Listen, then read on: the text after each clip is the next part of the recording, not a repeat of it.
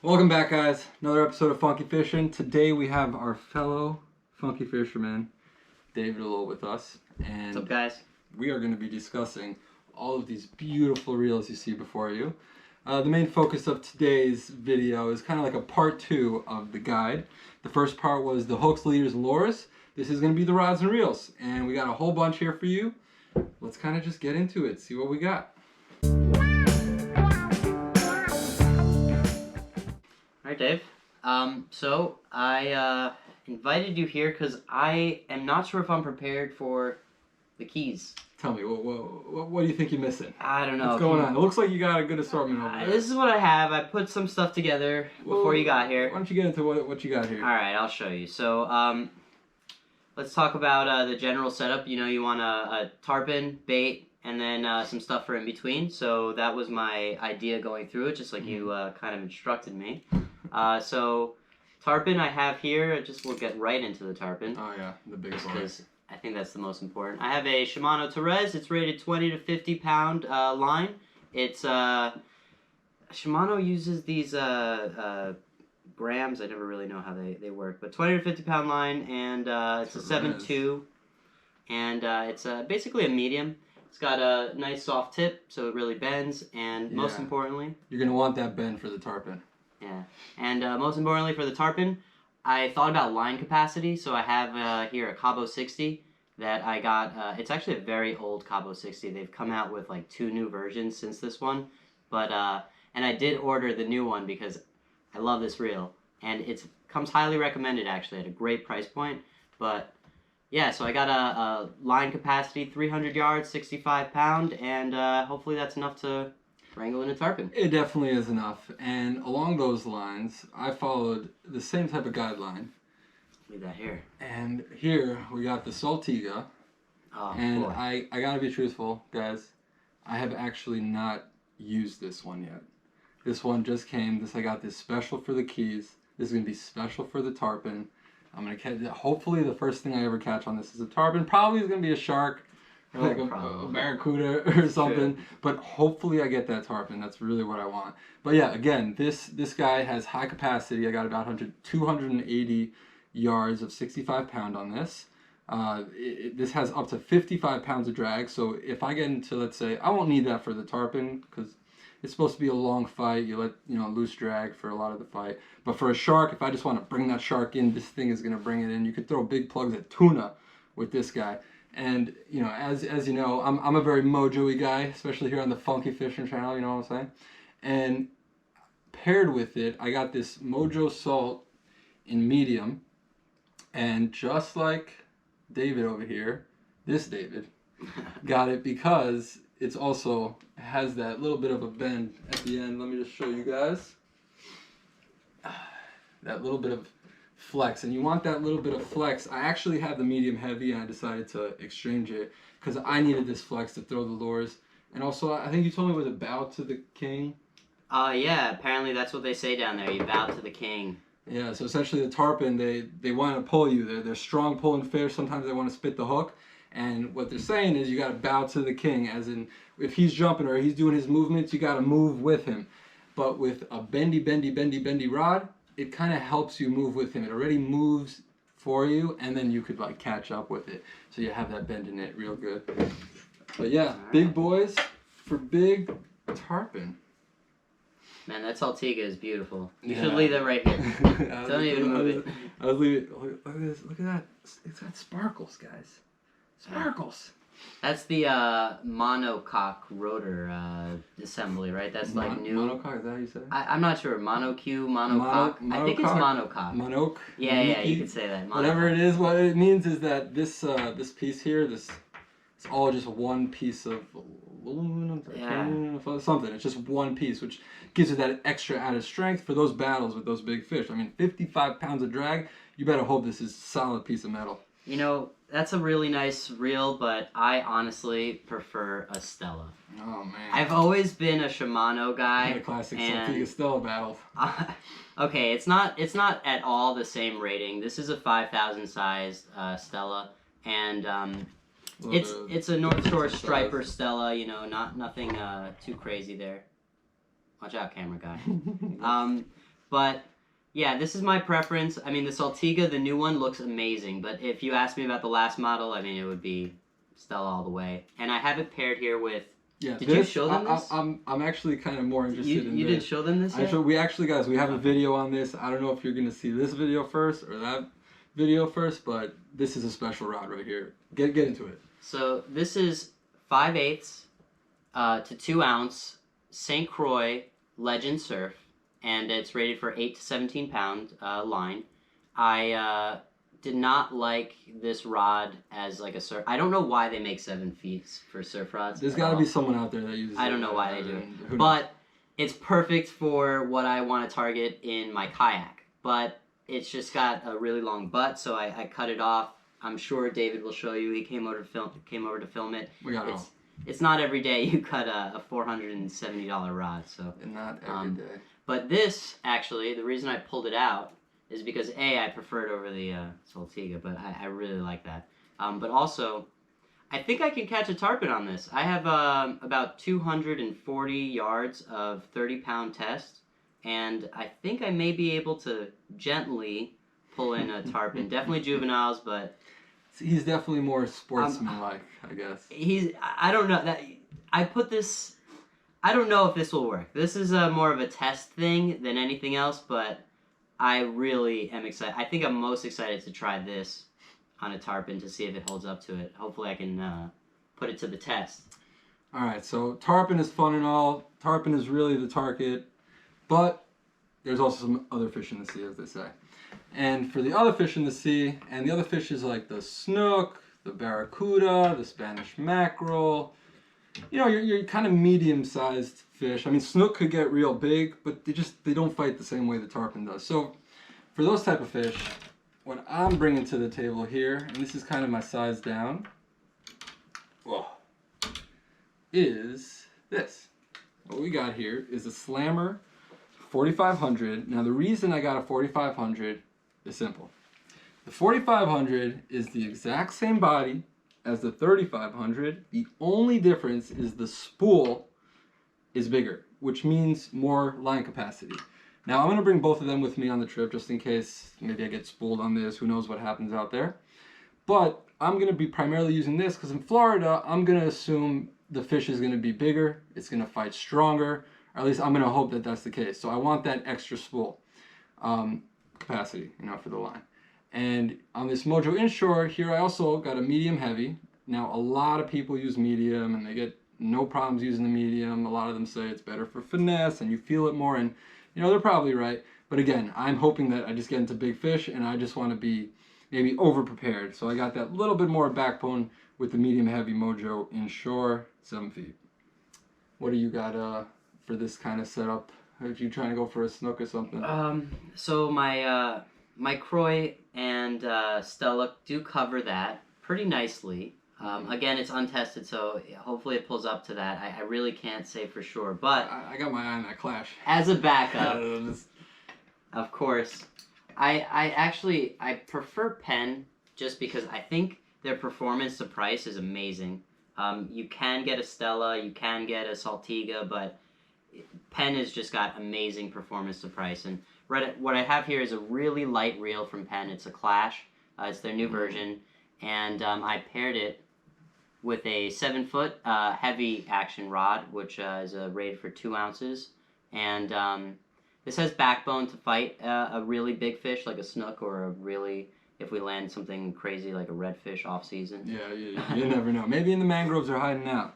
But you never know what you find in the mangroves. I paired it here with essentially a Clash 3000. Now, I could have sized up, but I didn't really have anything that would fit. And again, I'm trying to use the equipment that I have for the North Shore in a new environment. So this should work. A little bit. I did up the poundage on the line, though. I put 30 pound on the line just because I felt like I wanted to have a little bit more play in the line in case of reeds and things like that. I'm not sure where I'm going to be applying this, so I wanted to have just a little bit more of a safety net as opposed to the extra yards to run. I think I can pull in quicker with thicker line, then I'll give the any fish to run with. I think that would be a pretty good setup, especially because of the heavy rod for trolling. Because just in case you get into, you never know, could be a big fish out there in Florida, and you want that backbone. So I did consider it. The rod is a little bit overkill for the reel, but ultimately I think it'll work, and it's a very comfortable knob. I switched the handle out. This comes with 2 handles, a round knob and a kind of like a flat knob.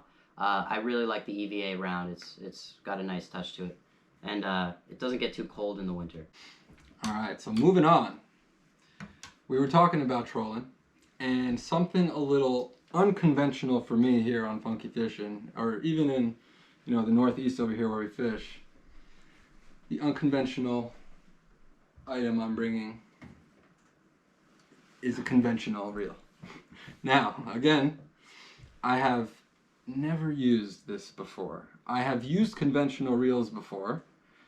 Not enough to actually feel like I got it down. So this little journey with the conventional reel is going to be a journey we're both taking. So that's going to be interesting to see. Now, with the conventional reel, why am I bringing it? Because I hear it's very good for trolling, and it's also good for just throwing live bait or or just chunk bait. Now, why? One, this has a lot of line capacity. Now, I put 300 yards of 65-pound braid on this. It could take probably, I think, like 430. But I just filled it up with 300, which means I have a lot of line for the fish to take. So if a big tarpon or a big shark or whatever takes this, I have a lot of time to get to the rod and get my whole setup going and ready and fighting that fish. All right, that's one big part of it. The next part is that these tend to have much higher torque than spinning reels. Now, that extra torque just gives you extra power to fight that fish. And again, we're just being hopeful that it's big fish, and I'm going to fight those fish. And again, that big line capacity, that's also very good for trolling. If you want to troll way back, let's say you want to throw that lure, whatever you're trolling, 100, 200 feet back, you want to make sure you got the line capacity. So I'm going to bring this, and I think this is going to be fun. I think this might turn into my favorite reel. It's a beautiful reel. I mean, I love the colors. It's just because I haven't even used it yet, but I just feel like it's like old school, Yeah, I'm too burrowed into my spinning setups. I've never really ventured too much into conventional, but I do have a little Dockmaster or something that's I think it's a conventional. But we're gonna pair this guy off just to let you guys know with again another Mojo Salt, keeping it in the Mojo family. This is after all Funky Fishing, and this is a medium. Again, I don't want to get medium heavy. I want a little bit of movement. I like that little bit of noodliness. And yeah, we'll see how that goes. I have high hopes. Yeah, but you gotta get a live bait on the end of that, and you're not gonna have the opportunity to catch a live bait with just any rod. The bait that we're actually gonna be going for are really light, from what David's explained to me. Pinfish, grunts, pilchards, maybe some glass minnow, mullet, if we get lucky. So.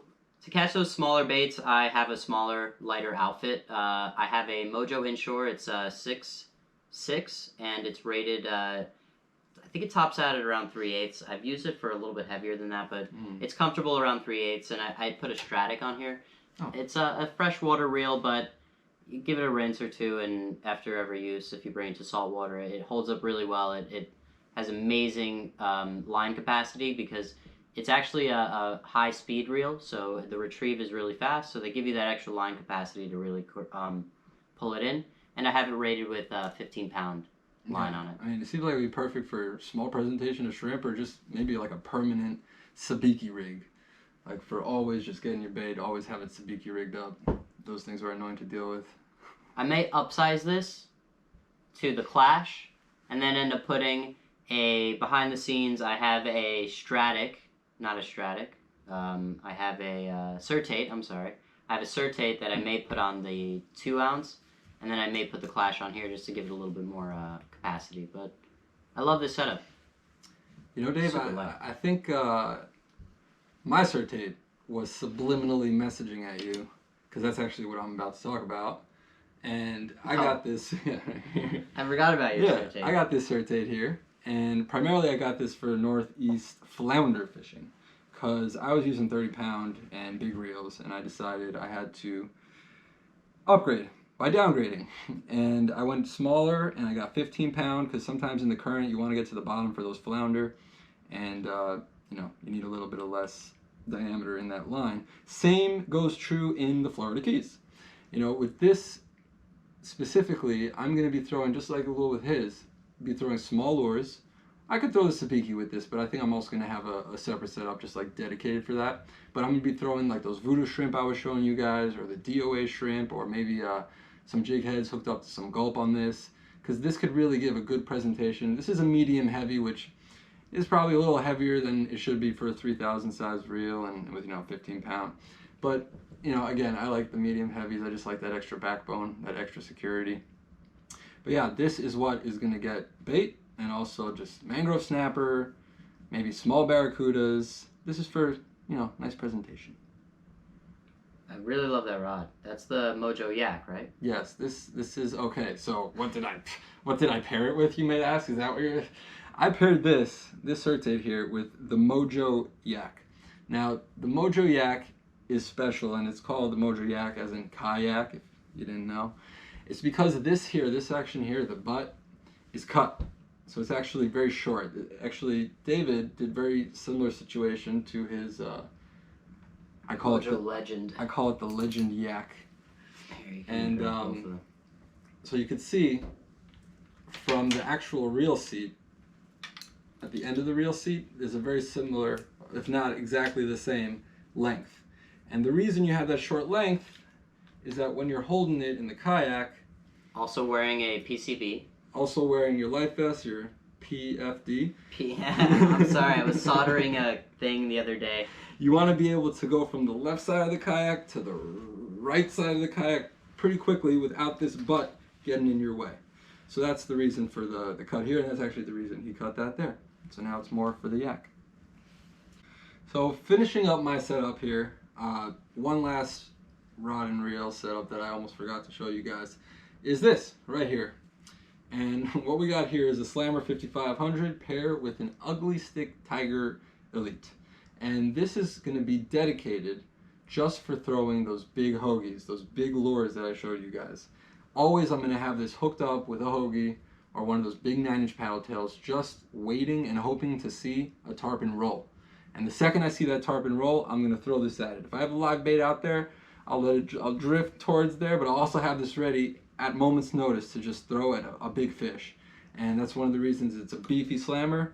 It's a big slammer for the line capacity, and again, it's a Ugly Stick Tiger medium, but again, these are for boats, and I'm in a kayak, but really it's, so I got the beefiness going.